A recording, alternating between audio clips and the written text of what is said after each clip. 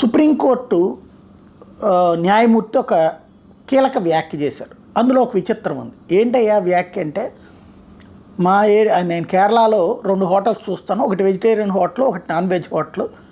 అందులో Muslims non veg hotel నడుపుతారు, హిందువులు వెజ్ హోటల్ నడుపుతారు. నాకు నాన్ వెజ్ హోటల్కి అలవాటు, అక్కడికి వెళ్తాను అన్నట్టు. తప్పేముంది అందులో? అయితే పేర్లు పెట్టాలి అన్నటువంటి దాని మీద ఇప్పుడు సుప్రీంకోర్టు అభ్యంతరం.